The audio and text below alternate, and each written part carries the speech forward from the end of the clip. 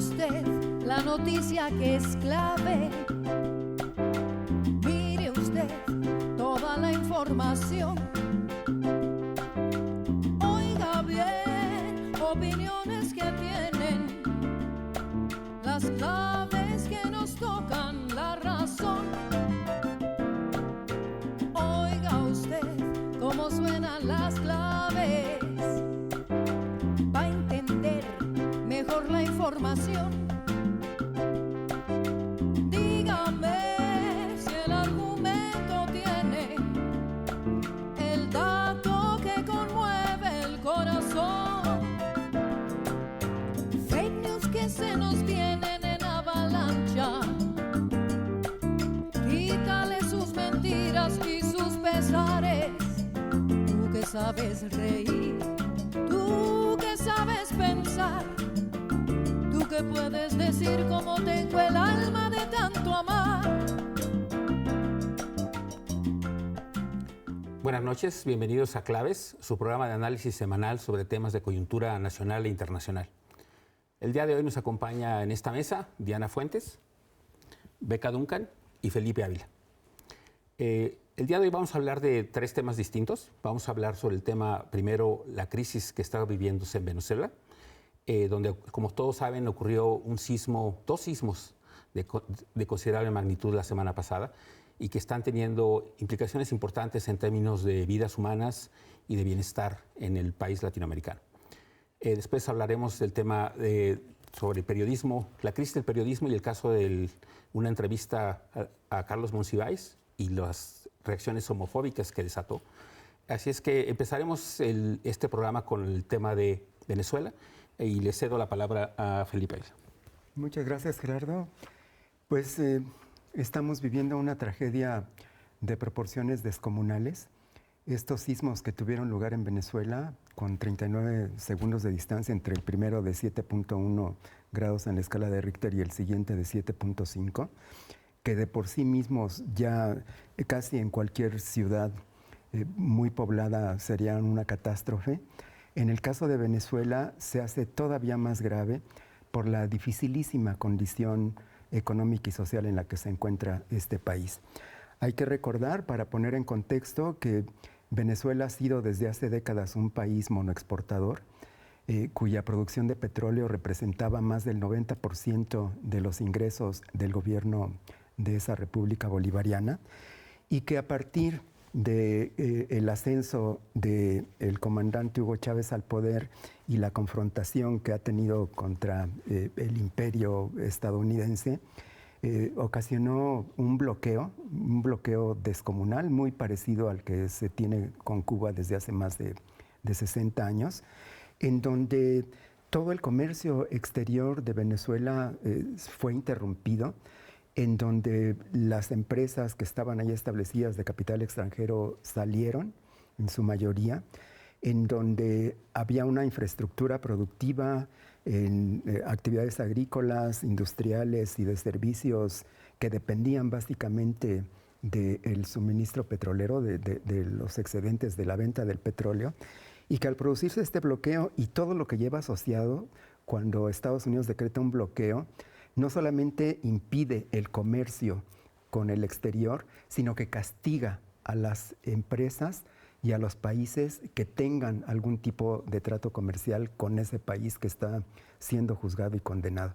En estas condiciones, pues ha habido un deterioro de la infraestructura básica, de servicios, de la infraestructura de salud, de comunicaciones, que ya era visible, una crisis también económica con una insuficiencia en la producción de alimentos desde hace algunos años, y es en este contexto en donde ocurre esta tragedia de enormes dimensiones, y por eso es que estamos viendo pues unas imágenes desgarradoras, unas cifras aterradoras de muertos, de desaparecidos, de una infraestructura que se vino abajo, y de verdad es una crisis humanitaria ante la cual no podemos quedarnos con los brazos cruzados.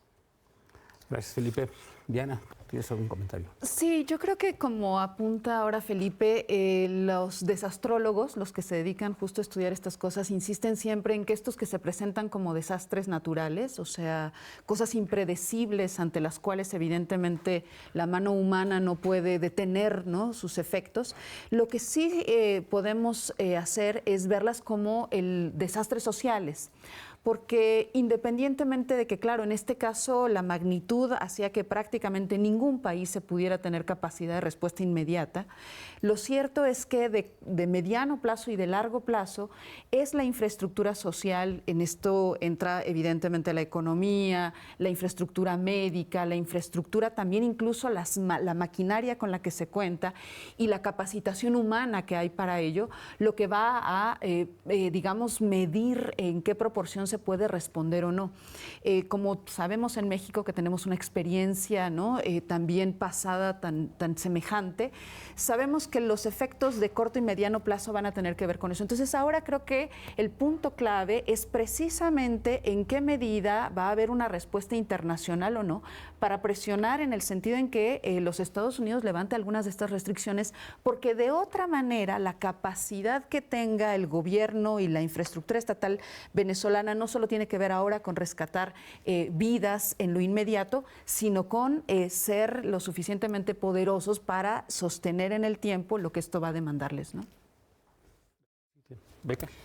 Sí, bueno, primero un mensaje de solidaridad, ¿no?, que creo que es lo mínimo que se puede hacer, pero también creo que, bueno, sumando a lo que comenta Diana, creo que también la situación en Venezuela nos tiene que abrir los ojos a la realidad de que estamos ante una crisis climática donde los desastres naturales van a ser cada vez más parte de nuestra realidad, ¿no? Y creo que ahí las desigualdades que hay en el mundo también van a agravar esta nueva realidad a la que nos vamos a enfrentar.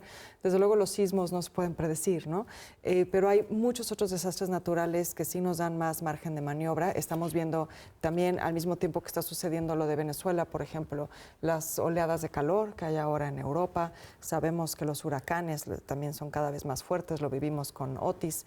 Entonces, si bien es cierto que no hay, me parece, Estado capaz de dar una respuesta pues lo suficientemente rápida a este tipo de situaciones, pues bueno, creo que esto también lo que nos plantea es la necesidad de pensar en cómo vamos a hacer frente a esto cuando existen países que están partiendo de una enorme desventaja ya de por sí, ¿no?, arrastrada de muchos años, como también nos señala Felipe, y que pues vamos a tener que encontrar maneras de lidiar con estas situaciones cada vez más frecuentes, ¿no?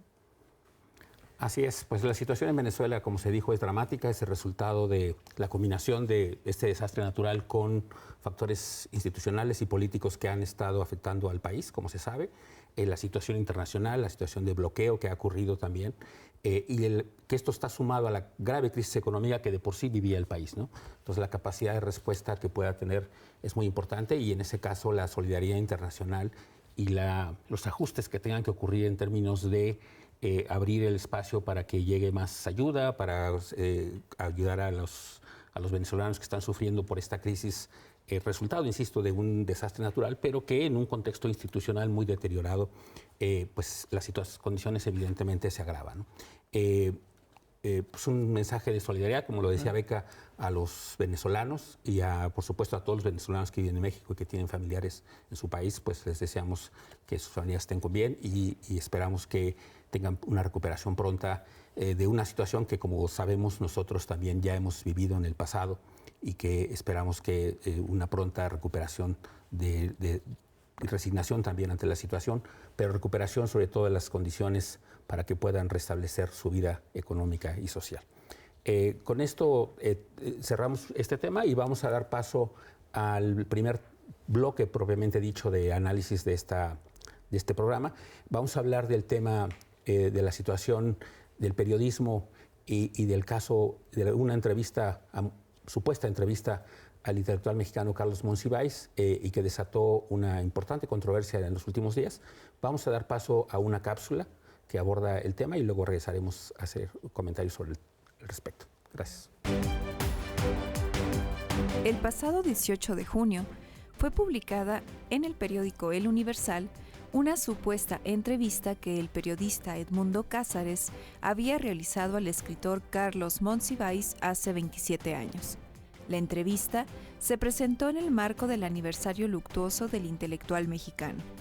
La publicación causó revuelo debido a un contenido específico que comenzó a compartirse en redes sociales a través de figuras del periodismo, influencers y políticos de oposición. Un extracto particular de la entrevista dejaba entrever la posibilidad de un vínculo afectivo entre Monsiváis y el expresidente Andrés Manuel López Obrador.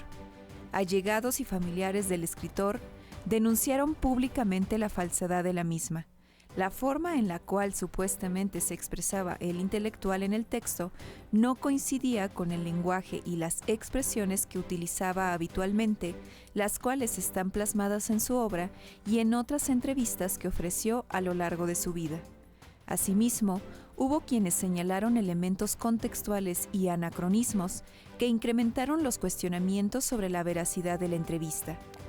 El propio Edmundo Cázares ofreció declaraciones contradictorias en los medios, señalando que se encontraba buscando la grabación de la entrevista o que estos extractos no habían aparecido en publicaciones previas por peticiones expresas de terceras personas. Ante los cuestionamientos, el Universal solicitó al periodista presentar la evidencia en grabación de la entrevista. Al no ocurrir esto, el periódico ofreció una disculpa a los familiares de Carlos Monsiváis por haber publicado la información sin verificar su veracidad, seguido de bajar la publicación de su sitio en línea y redes sociales. En un análisis mucho más profundo de este acontecimiento, se percibe detrás una estrategia de posicionamiento de una narrativa inverosímil concreta. Usar la imagen del escritor Carlos Monsiváis para activar una serie de prejuicios y estereotipos homofóbicos con el fin de atentar contra la imagen de Andrés Manuel López Obrador. El impacto inmediato de la nota desplazó el rigor periodístico, vulneró la memoria de dos figuras públicas y limita la calidad de la deliberación democrática. Bueno, pues este es el contexto en el que ocurrió el caso de la supuesta entrevista a Carlos Monsiváis y las reacciones homofóbicas que desató en algunos segmentos de la opinión pública. Y para comentar este tema hablaremos, le daré el uso de la palabra primero a Beca, que puede abordar un tema sobre la crisis del periodismo, digamos, el contexto en el que ocurre esta supuesta entrevista y la oleada de comentarios que ha desatado. Beca. Sí, Gerardo, muchas gracias. A mí me parecía que antes que entrarle a la clara homofobia que se ha demostrado incluso con la propia intención de publicar estas supuestas declaraciones, a mí lo que me parece que es también muy interesante y muy importante que pongamos sobre la mesa es cómo este caso devela pues la crisis en la que está el periodismo en México, pero me parece que también a nivel mundial, no es algo exclusivo. De lo que se está viviendo aquí, ¿no? Sabemos que la prensa está en un momento, sobre todo la prensa escrita, un momento crítico en cuanto a su financiamiento, ¿no? Es decir, se ha perdido esa vieja época de gloria de los periódicos, están padeciendo los embates a un mundo cada vez más digital, ¿no? Y la transición que eso implica. Y para mí creo que también esto demuestra cómo ese periodismo no ha sabido tampoco, de cierta forma, reaccionar a estos cambios en el consumo de las noticias y me parece muy lamentable porque creo que si hay algo que de alguna manera nos garantiza o algo de lo que nos da certeza a ese periodismo más tradicional, ¿no? Como los medios impresos, como la televisión, la radio y sobre todo estas grandes empresas noticiosas, es la verificación, ¿no? Es saber que la información que estás viendo, que estás leyendo, escuchando, ¿no? en este tipo de medios ha pasado por un proceso editorial, por un proceso de verificación de información, pues yo creo que lo mínimo necesario que como lector esperarías, ¿no? ¿Y por qué es eso importante ahora? Precisamente por esta otra parte de lo digital. Hoy cualquier persona puede publicar algo en un blog, puede publicar algo en sus redes sociales, puede producir algo con inteligencia artificial y necesitas esa ancla de la veracidad en algún lugar que era el periodismo, ¿no? Y me parece que este caso entonces lo que pone en crisis es eso. Si no podemos confiar en que esta entrevista fue verificada, entonces podemos confiar en todos los demás contenidos que publican estos medios. No sé, lo pone en tela de juicio, ¿no? Así es. Felipe, ¿algún comentario al respecto? Pues sí, ahondando en lo que comenta Beca, a mí me parece que estamos en una situación en donde la ética de los medios, y no solamente los impresos, también los electrónicos y también las redes sociodigitales, creo que sí deberían de tener una conducta mucho más ética, mucho más honesta, mucho más transparente con la verdad, con la objetividad hasta donde esto sea posible, porque en las últimas décadas y particularmente en los últimos años, creo que lo que estamos viendo es una proliferación de mensajes, de discursos de odio, de polarización, de descalificación, de construcción de verdades a medias o de falsedades completas que son manejadas de manera masiva y que tienen un gran impacto en un público que no está acostumbrado a poder digerir ese tipo de información porque no tiene con qué compararla, porque estamos en una etapa en donde el mundo digital está de alguna manera obnubilando o velando la verdad, la comprobación de lo fáctico, y hay audiencias que creen que eso que consumen en los medios, en sus dispositivos, son ciertas, y además porque se empieza a difundir. Y creo que hay una enorme irresponsabilidad y desde luego que hay una intencionalidad política de las empresas que controlan esos medios, que cada vez son más transnacionales, cada vez están más concentradas y tienen una agenda política muy clara. Es una agenda política conservadora, una agenda política de derecha y de ultraderecha, que está enfocando quiénes son sus objetivos a atacar, que lo hacen sistemáticamente, que tienen el respaldo de los grandes medios, de las corporaciones, porque también hay que reconocer que los grandes medios de comunicación en estos momentos en México y desde hace algunos años son contrarios al gobierno.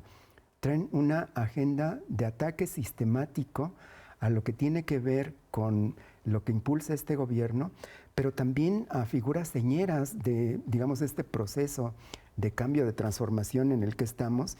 Y bueno, están escogiendo como objetivos a dos personajes emblemáticos, Monsiváis, quizá el intelectual más importante de la segunda mitad del siglo XX mexicano, y el expresidente López Obrador, que también pues, ha sido objeto de una campaña de odio muy notable desde hace tiempo.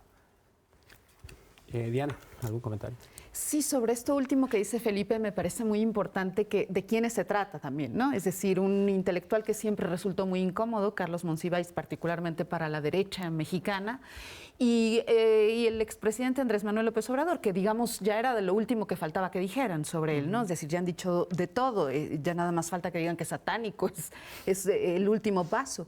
Pero en esta supuesta entrevista, el énfasis puesto además en intentar activar una reacción que a la derecha internacional también le ha funcionado bastante bien y que tiene que ver con la homofobia, ¿no? O eso que algunos de sus ideólogos llaman la ideología de género, que va acompañada de un lobby y una agenda LGBTQ+, que supuestamente está dañando no solo a la familia tradicional, sino los verdaderos valores sociales que deberían tenerse.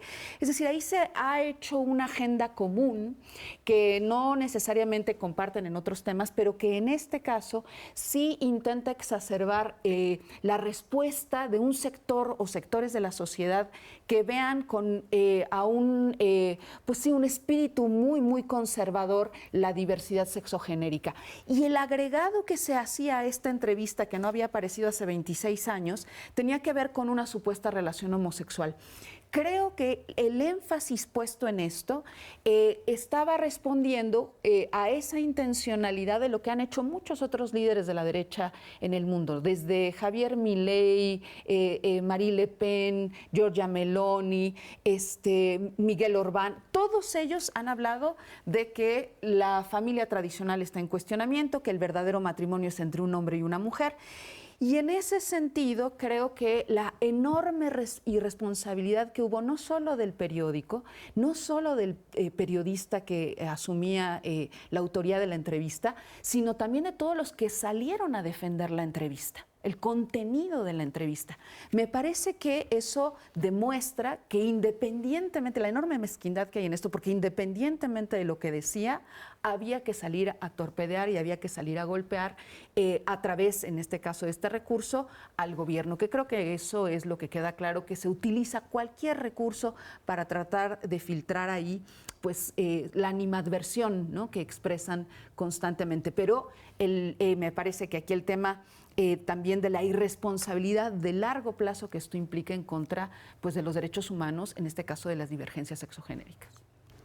Gracias, Diana. Pues sí, en efecto, es una combinación interesante, me parece, de dos temas, ¿no? El tema de la ética del periodismo, la pérdida de confianza que esto transmite a un sector que uno pensaría que en un contexto como el actual, en donde tenemos inteligencia artificial, redes sociales, que todo eso, como sabemos, ocurre en un ámbito completamente descentralizado, desregulado, sin supervisión ni nada, y tenemos estos entes o instituciones que uno supondría que están regulados, como los periódicos formales, digamos, que en otros lugares están sujetos a una supervisión cuidadosa, a checar que lo que están presentando ocurrió realmente o que coincide con la realidad, y en este caso, pues el periódico faltó a la ética periodística mínima, que sería haber verificado que en efecto hubiera ocurrido la entrevista tal como la describió el periodista, ¿no? Y luego está la dimensión pues más ideológica, ¿no?, en este contexto,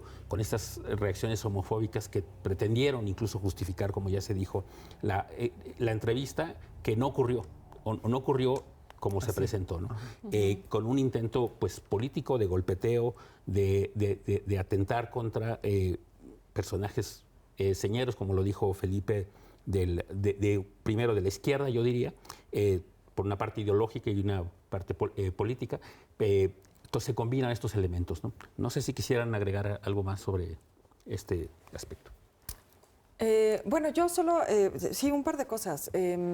Por una parte, creo que lo que dice Diana es bien importante, ¿no? O sea, el problema no es, me parece, la crítica. O sea, quieren criticar a la izquierda mexicana, pues critíquenla por sus políticas, critíquenla por las decisiones de gobierno que han tomado, ¿no? Me parece realmente sorprendente que en 2026 la crítica o la mejor crítica que se les pueda ocurrir sea una supuesta relación homosexual, ¿no? Verdaderamente sorprendente, que entiendo que está alineado a la agenda que detalló Diana, ¿no? Yo también me preguntaba incluso cuál es el interés periodístico de la entrevista. O sea, es decir, estamos hablando de un intelectual que fue muy público, que murió hace, ¿qué?, 15 años, me parece, si no me equivoco, y de un político que ya no es presidente actualmente, sino que lo fue en el pasado, ¿no? Aunque claro que tiene un peso y representa muchas cosas para el proyecto político del gobierno actual. Pero ya de ahí yo decía, bueno, ¿por qué nos importa esto ahorita, ¿no?, para empezar? Y luego el hecho de que no haya pasado por la más mínima verificación es problemático, y solo dejaría un dato también de por qué es problemático. Recientemente The Economist publicó que en Latinoamérica el 40% de las personas utilizan las redes sociales como su principal fuente de información. Y entonces estamos hablando de que, como bien comentaba Diana, no solo es el error del periódico que de alguna manera valida, ¿no?, que se publiquen este tipo de cosas y que lo hace sin confirmar nada de la información, sino además toda la gente que salió en redes sociales a replicarla y que está generando una desinformación terrible, ¿no?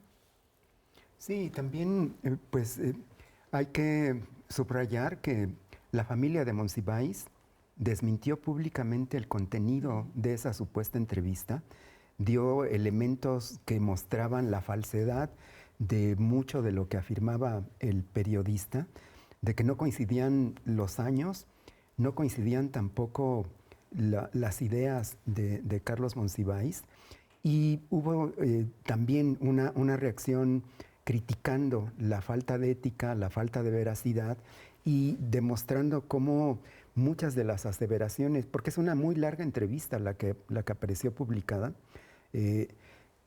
las contradicciones que había, y de gente que conoció de cerca a Carlos Monsiváis, que decían, bueno, es que ni siquiera la descripción de la casa coincide, es que no es así la puerta de entrada, es que no es cierta la ubicación de los espacios del inmueble. las fechas que no coinciden absolutamente para nada, pero además el contenido mismo, ¿no? Y esto llevó a que el diario que la publicó tuviera que desmentirlo ante la falta de evidencia, porque se pidió al entrevistador que mostrara el audio con la supuesta entrevista y no la pudo presentar. Hasta la fecha no la ha presentado, y eso obligó a que el periódico nacional que publicó nuevamente esta entrevista pues tuviera que disculparse y tuviera que bajarla de su portal electrónico, ¿no? Entonces ahí está la evidencia de cómo esta entrevista se cayó por su falta de veracidad, ¿no? Pero tuvo que haber esta respuesta y con estos personajes que son tan importantes para la vida política nacional y cultural, que si no hubiera sido por eso, pues ahí estaría, y ya sería una cosa que se estaría replicando y divulgando como si hubiera sido cierto, ¿no? ¿Algún último comentario, Diana? Sí, a mí también me parece muy importante destacar la respuesta que hubo ante esta entrevista. Es gracias también a la respuesta de las personas que conocieron a Monsiváis, de sus amigos, la respuesta que se da desde otros medios, ¿no? Que conociendo que hay la necesidad de verificar la información, dijeron dónde está, la respuesta que se da social en las redes también. Es eso lo que obliga al periódico a tener que pedir disculpas por la publicación de algo que no había sido verificado, obliga también a someter a cuestionamiento al periodista y obliga, por otra parte, a que tengamos esta discusión pública. Es decir, a pesar de la intención de falsear la verdad, a pesar de la intención de generar una reacción, ¿no? Con base en algo profundamente cuestionable, creo que también habría que decir que la sociedad mexicana, cuando menos la que habita el espacio de las redes sociodigitales, también ya tiene condiciones de interpelar estos intentos, y eso me parece también de enorme relevancia, porque creo que es lo que, en términos de un desarrollo de la sociedad civil crítica, es lo que tendría que fomentarse, ¿no? Muy bien, pues estoy de acuerdo con esto último. Es muy interesante que efectivamente en las redes sociales hubo esta respuesta. Hubo un periodista que fue incluso a la Hemeroteca Nacional para recuperar la entrevista original y demostrar que en efecto no había ninguna alusión ni siquiera al expresidente López Obrador, ni nada de lo que se había generado tanta controversia, ¿no? En ese sentido es muy interesante. Bueno, terminamos este bloque. Los invitamos a que escuchen la editorial Cantada, que está justamente relacionada con el tema que acabamos de discutir.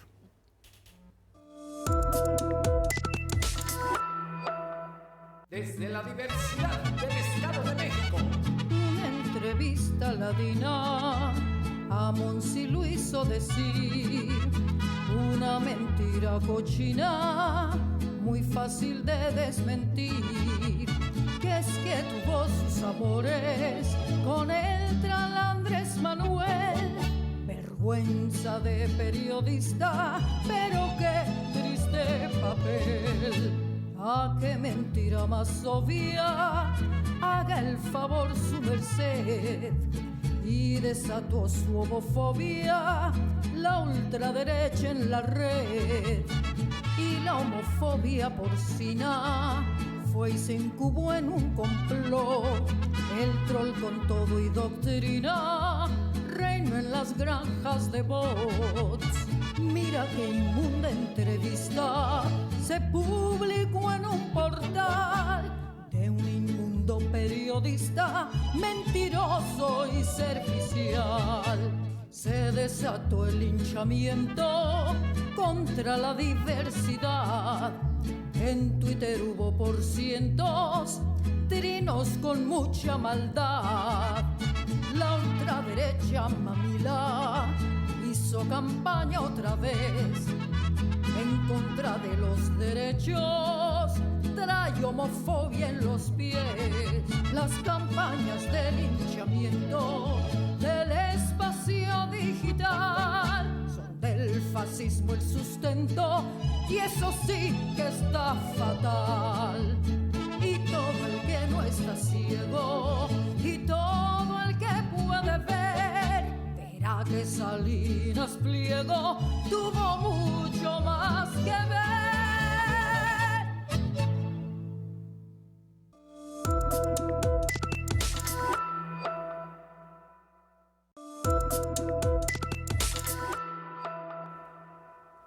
Bienvenidos nuevamente a Claves. Vamos a iniciar el segundo bloque del programa de hoy discutiendo el tema de Gaza y particularmente la niñez palestina, a raíz de un informe publicado por la Comisión Internacional Independiente de la ONU al respecto. Y para comenzar a abrir el tema, vamos a ver la siguiente cápsula.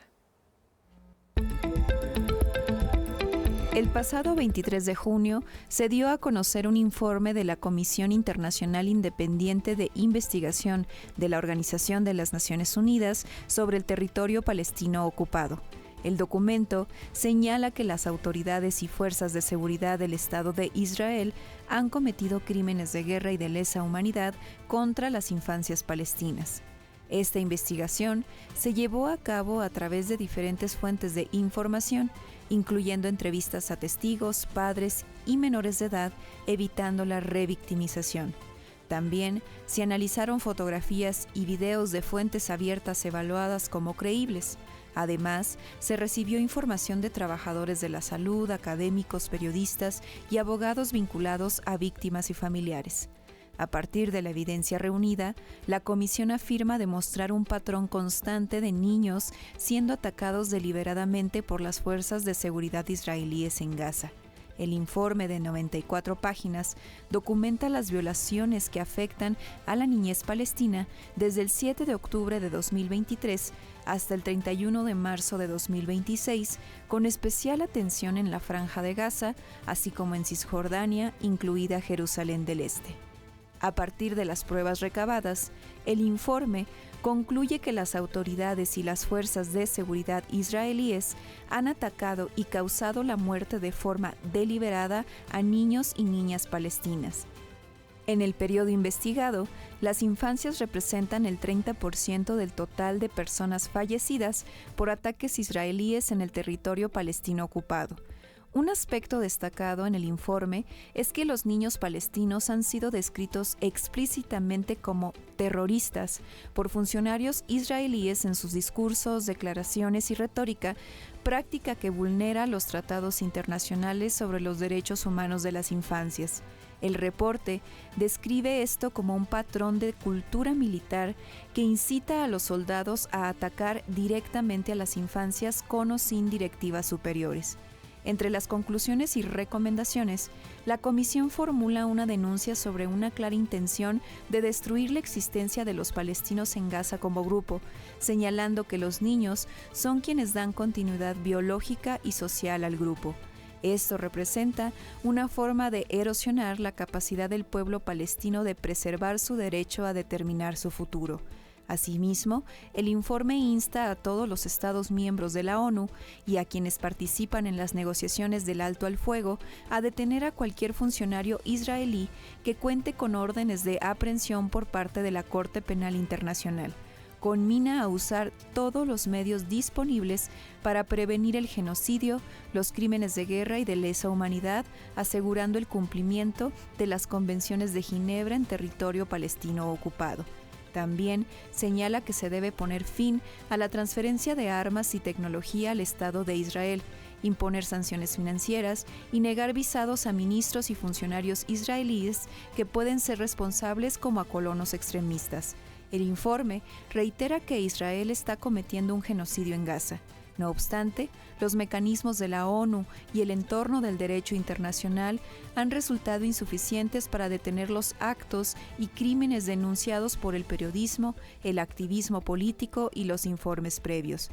¿Qué medidas serán las decisivas para detenerlo?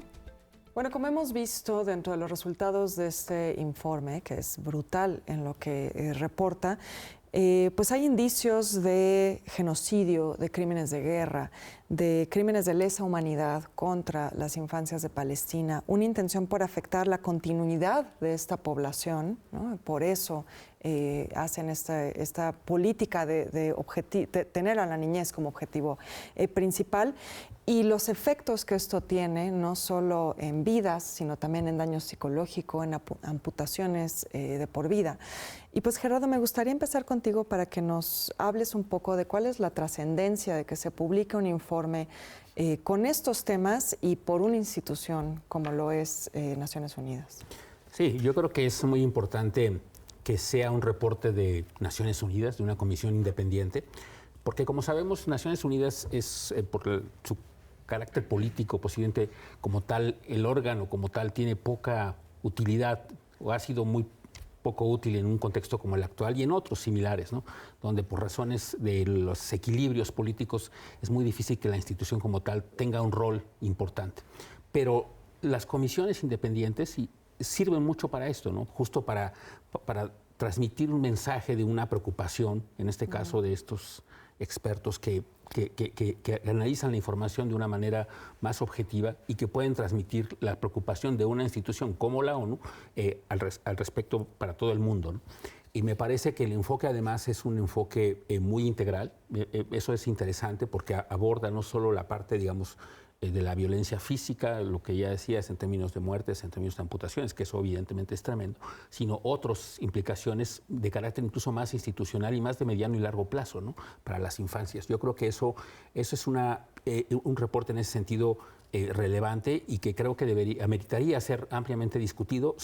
Me sorprende mucho en algún sentido pues la poca atención que recibe mediáticamente, ¿no? En los medios tradicionales, en los medios internacionales también, y obviamente pues ya por no decir la escasa respuesta institucional en los países, ¿no? Porque evidentemente ante lo que estamos es una situación pues en la que ya hay mucha evidencia efectivamente de este tipo de comportamiento pues abiertamente genocida, abiertamente de intento de destruir y acabar con una comunidad y que pues sorprendentemente sigue sin tener las repercusiones internacionales que uno esperaría en un contexto como el actual, en donde pues se está ocurriendo esto a la luz del público. Es decir, ya con no solo lo que conocemos por distintos medios, sino ahora por un reporte que documenta de manera meticulosa y cuidadosa pues la magnitud del desastre que está ocurriendo y analiza las implicaciones que esto va a tener pues en distintos ámbitos, ¿no? No solo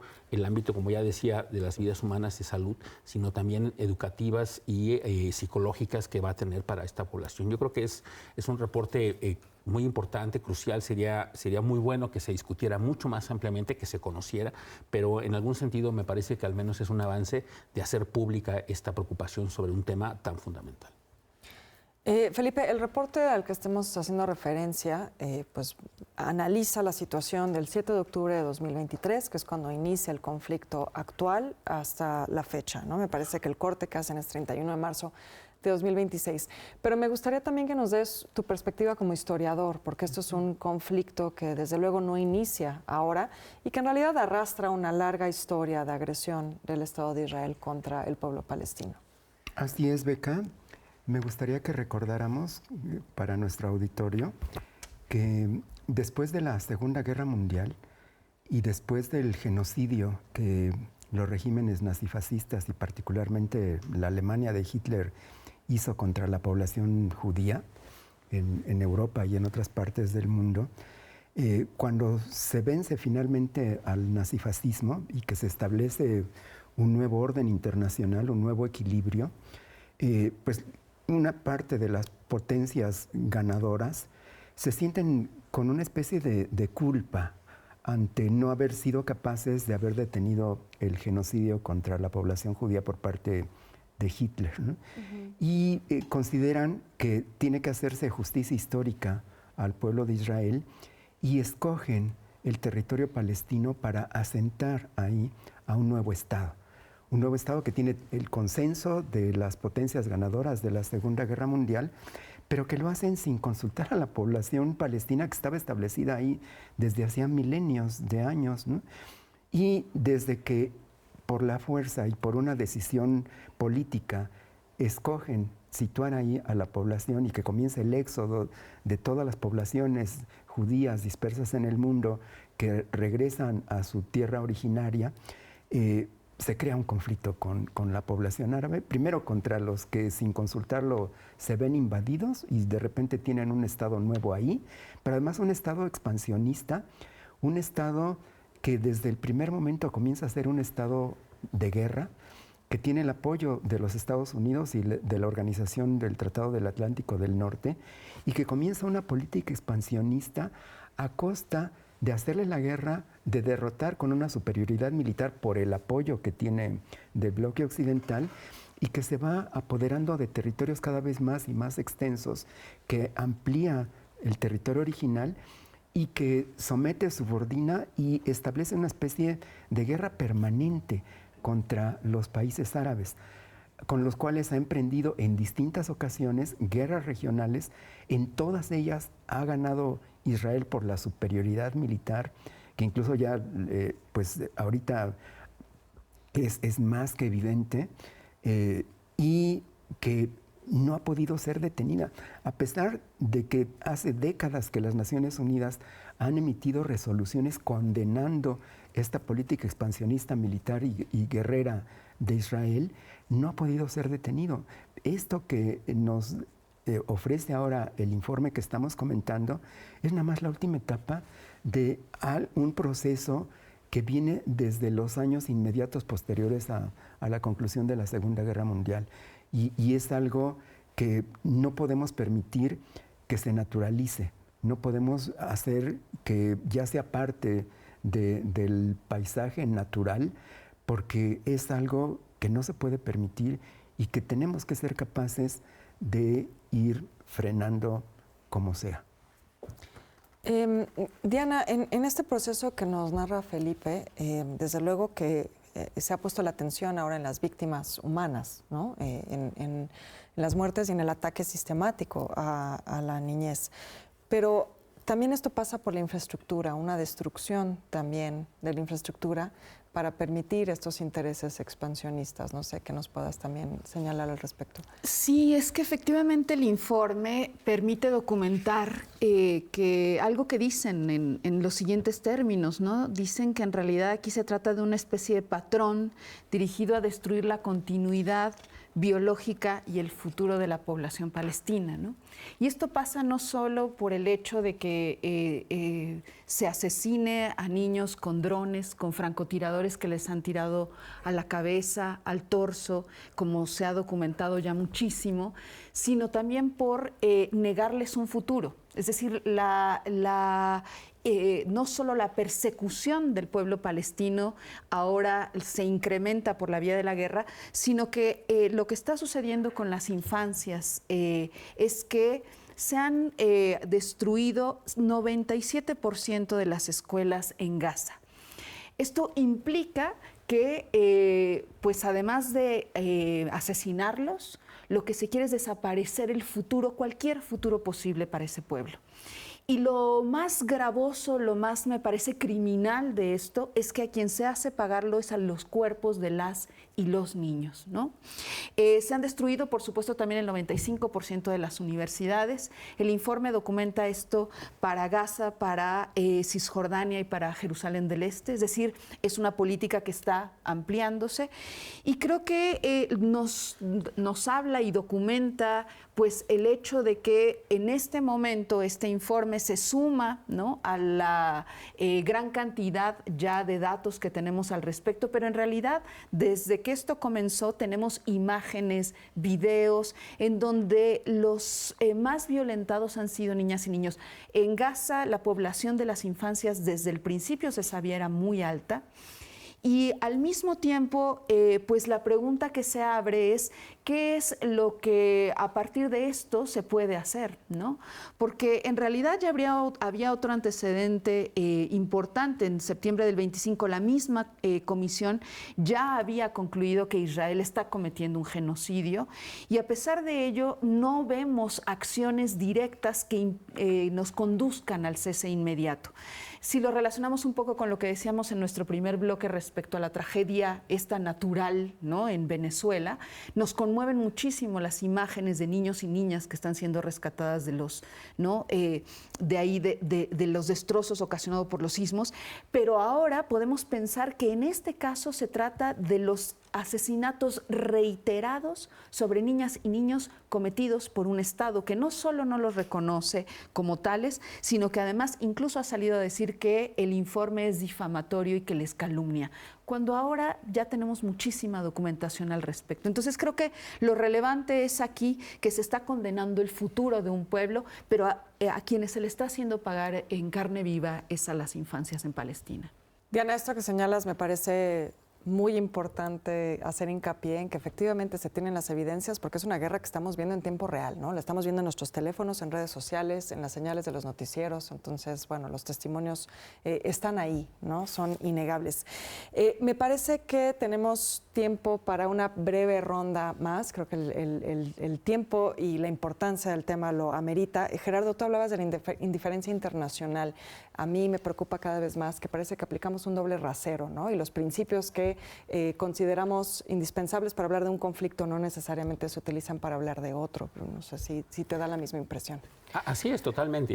Y yo un poco retomaría lo que decía Diana sobre la respuesta de Israel, porque estamos en un momento en donde aparentemente es casi la palabra de uno contra las miles de evidencias que hay por el otro lado, ¿no?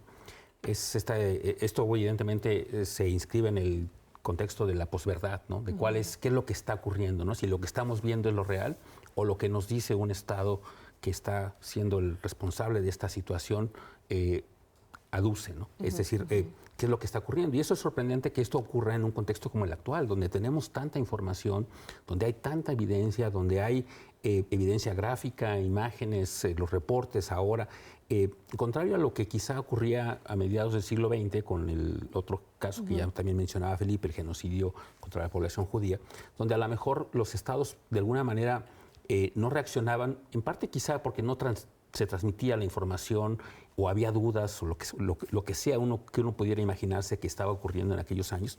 Pero ahora, pues la evidencia está ahí y los estados, sorprendentemente, siguen siendo indiferentes, ¿no? Pareciera que no está ocurriendo nada, parecería que se le da el beneficio de la duda a Israel en el sentido de si está ocurriendo o no lo que estamos todos viendo. Y eso es sorprendente, realmente es sorprendente en un contexto como el actual, en un momento histórico en donde hay tanta evidencia de una masacre como la que estamos viendo en tiempo real. Y que la comunidad sigue siendo relativamente indiferente ante esta situación, ¿no? Eso me parece realmente triste y preocupante. Felipe, ¿alguna conclusión que quieras compartirnos? Sí, Beca, a mí me gustaría señalar que esta guerra ya casi va a cumplir 3 años que inició. En los últimos meses pasó relativamente a un segundo plano por la guerra contra Irán, que también encabezó el Estado de Israel y que fue secundada por el gobierno de Estados Unidos.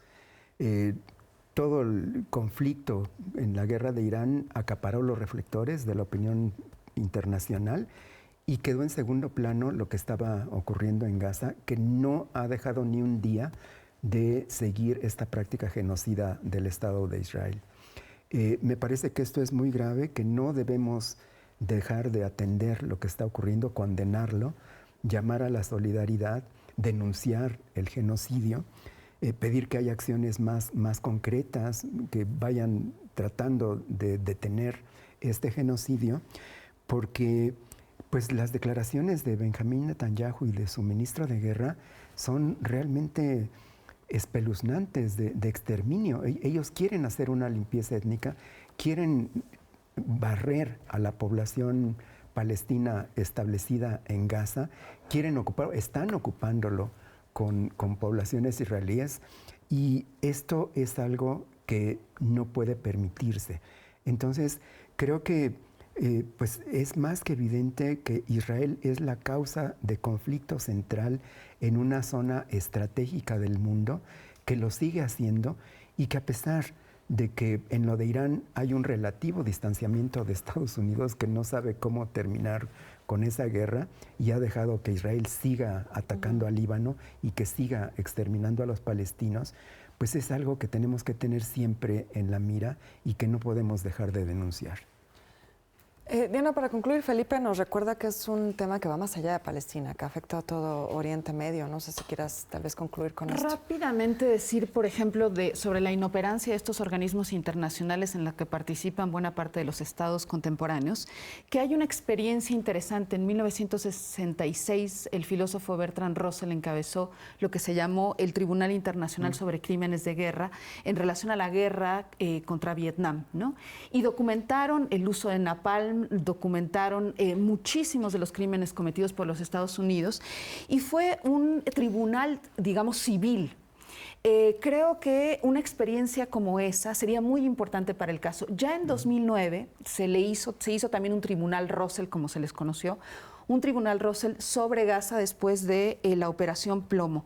Creo que en este momento, ante la inoperancia de los organismos internacionales, debería surgir, ¿no?, ese liberalismo decente que había, como el del filósofo Russell, y de muchos intelectuales del mundo que deberían plantar cara para decir que esto no puede seguir sucediendo y que tiene que haber consecuencias sobre los responsables.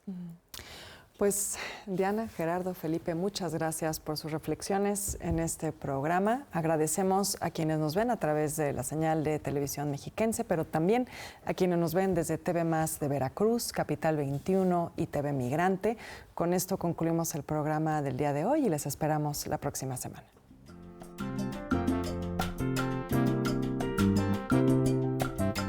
Oiga usted la noticia que es clave. Mire usted toda la información. Oiga bien opiniones que tienen las claves.